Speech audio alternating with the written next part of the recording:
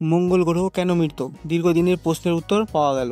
মঙ্গল গ্রহে এখন আর কোনো জল নেই। অনেক আগে এই গ্রহটি মৃত হয়ে গেছে। কিভাবে এটি মারা গেল? এখানকার জল কিভাবে অদৃশ্য হয়ে গেল? এবং বিশেষ করে মঙ্গল গ্রহে কেন ফাটল রয়েছে? এই প্রশ্নগুলো দীর্ঘদিন ধরে বিজ্ঞানীদের বিভ্রান্ত করে রেখেছিল। অবশেষে তারা এর উত্তর খুঁজে পেয়েছে। নাসার সিকিউরিটি রোভার গত 10 বছর ধরে মঙ্গল গ্রহে গবেষণা চালাচ্ছে। সম্প্রতি এই রোভারের পাঠানো তথ্য বিশ্লেষণ করেছে বিজ্ঞানীরা। সেই বিশ্লেষণেই উত্তর পাওয়া গেছে। অর্থাৎ দুদিন আগেই রোভারটি গেল নামক উপত্যকা গবেষণা চালাচ্ছিল।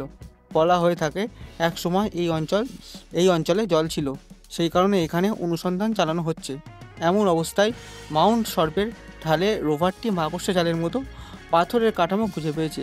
উপর থেকে দেখলে এগুলো জলের মতো মনে হয়, কিন্তু এগুলো মাকড়সার তৈরি জাল নয়। একসময় এই গ্রহের জল ভূগর্ভও চলে গিয়েছিল। সেই জলের পথেই এই দাগগুলো তৈরি হয়েছে। এই দাগগুলো এখন মাকড়সা জলের মতো দেখাচ্ছে।